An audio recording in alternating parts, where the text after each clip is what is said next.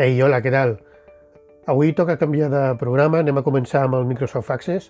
Access és, sens dubte, el programa més complex, però el tractarem poquet a poquet i ja veureu com no és tant com de vegades diuen, d'acord?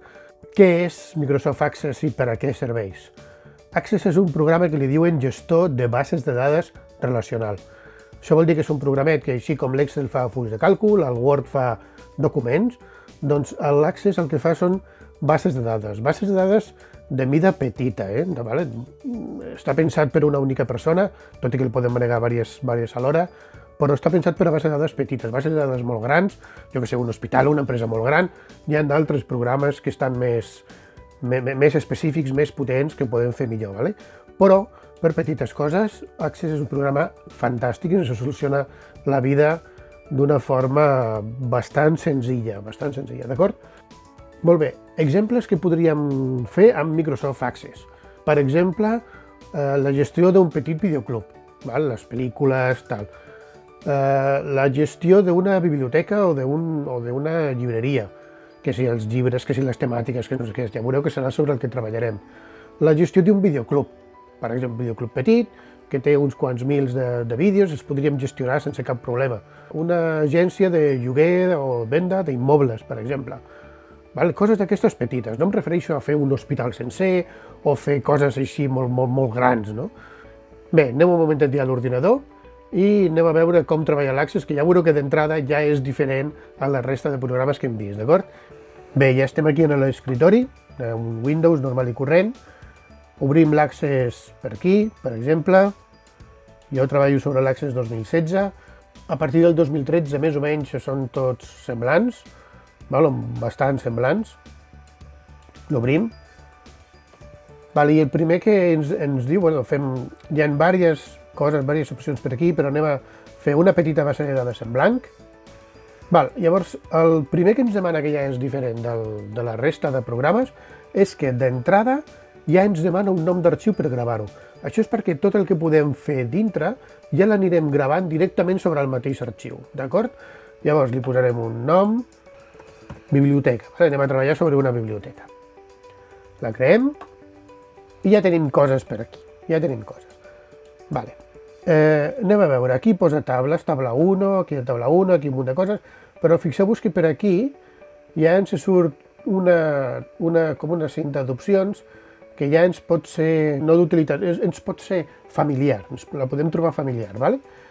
Tenim un arxiu aquí per crear una de nova, per guardar, tal, vale? Aquí tenim la pestanya d'inici, que podem fer les coses més habituals. Tenim aquí crear per crear un munt de coses que podem fer. Fixeu-vos que hi ha un grupet per crear taules, un grupet per consultes, grupet per formularis, grupet per informes i grupet per macros i codi. Ara veurem què és cadascuna d'aquestes coses, vale? Molt bé, a part d'aquí tenim per treballar amb dades externes, unes eines, ajuda, camps, i aquí, com sempre, del que tinguem aquí seleccionat, uns menús específics, diguem, no? Deixeu-me que elimini això d'aquí, que ara veurem com es fa. Posarem així tots els subjectes, fixeu, tots els subjectes d'Access, vale? Anem aquí a l'inici, anem aquí al botó crear, perquè això servirà, perquè aquí ens mostra les 4 coses diferents que podem fer amb l'Access, a part d'aquesta part d'aquí, de macros i de codi, vale? 4 parts diferents, tables, consultes, formularis, informes. Molt bé, què és cadascuna d'aquestes coses? Primer, taules. Les taules és allà on s'emmagatzemen les dades. Cada taula és una espècie de full de càlcul Excel que omplirem amb una sèrie de columnes i una sèrie de files. Cada fila li direm registre, cada columna li anomenarem camp, d'acord? És bastant diferent de l'Excel, d'acord? És bastant diferent, però perquè veieu una similitud com una quadrícula de dades o una llista de dades. Podem crear tantes taules com vulguem. Llavors, a partir d'aquí, un cop tinguem creades les taules, primer les relacionarem. Ja veureu que l'Access és un gestor de bases de dades relacionals, i això té una implicació molt important. Això vol dir que és capaç de crear taules amb informació i, a més, relacionar-les entre elles. I això és molt important cara a extreure-li després la informació, perquè una cosa és treballar amb la informació i una altra cosa és extreure-li el suc amb tota aquesta informació, tot aquest treball que anem fent dia a dia. A part de les taules, després podem fer consultes. Les consultes, veurem que hi ha de diversos tipus, ja veurem en altres vídeos, però una consulta bàsicament és una vista amb una petita part de la nostra base de dades. Per exemple, nosaltres anem a treballar sobre una biblioteca, amb una biblioteca emmagatzemarem llibres per un costat, els autors per un altre, les temàtiques per un altre, diferents coses, ¿vale? Llavors, amb una consulta podrem fer coses com, per exemple, escolta'm, de tot el llistat de llibres que tens, quins són de l'autor tal?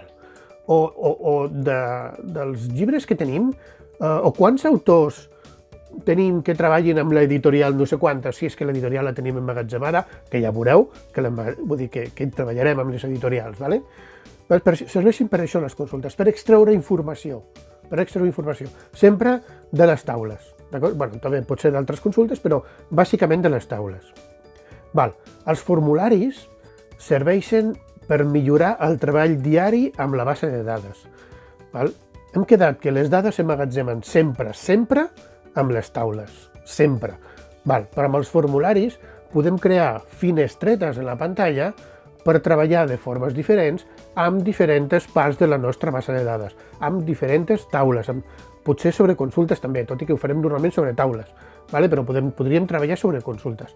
Bàsicament el que fem és una pantalleta on podem omplir una fitxa d'un llibre i tindrem botons, per exemple, per introduir un nou llibre, o per esborrar-lo, o per emmagatzemar coses, o per buscar, o per filtrar la informació, o coses així, però serveix bàsicament pel manteniment de la meva base de dades, d'acord?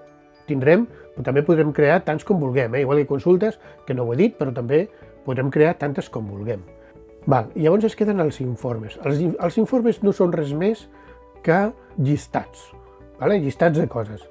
Llavors, amb els informes podrem fer un llistat de llibres, podrem fer un llistat d'autors, però podrem fer el llistat d'aquella consulta que hem fet abans, de quins són els llibres de l'autor tal o de l'editorial no sé quantes. O sigui, una cosa és fer una consulta que queda així com una quadrícula bastant lleig, i una altra cosa és fer un informe ja més boniquet, amb un peu i un encapçalament de pàgina, una mica amb algunes agrupacions, per exemple, si volem agrupar, jo què sé, els llibres per editorial. O sigui, per un costat, els llibres ordenats per diferents o agrupats per les diferents editorials. A més, ordenats d'una certa manera. Tot això ho podrem treballar amb els informes. Ja veureu que serà quasi l'últim que fem. Primer crearem les taules, les relacionarem entre elles, després farem consultes, després farem els formularis per treballar amb les bases de dades, introduirem dades, etc. I llavors crearem informes per extreure la informació. És a dir, els formularis serveixen per introduir informació i els informes per extreure, perquè la informació surti de la base de dades cap a nosaltres. Llavors es quedarien només les macros i el codi, els mòduls que es deien, o que es diuen. Llavors, amb les macros són automatitzacions, veurem alguna senzilla, potser al final, per fer algun menú, alguna cosa que es pot fer. Són petites automatitzacions.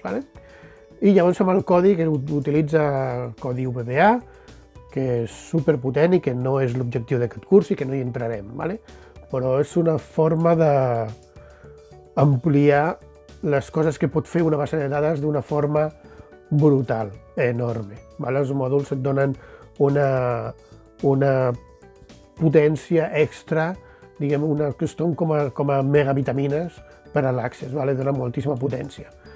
De totes formes, és un pèl complex i potser no és l'objectiu d'aquest curset. Molt bé, doncs jo crec que ja està de moment. Això és una introducció perquè tingueu clar què és el que farem durant el curs. Llavors ens veiem ja en el següent vídeo, que ja començarem a crear la nostra primera taula, d'acord? Vinga, ens veiem. Adeu!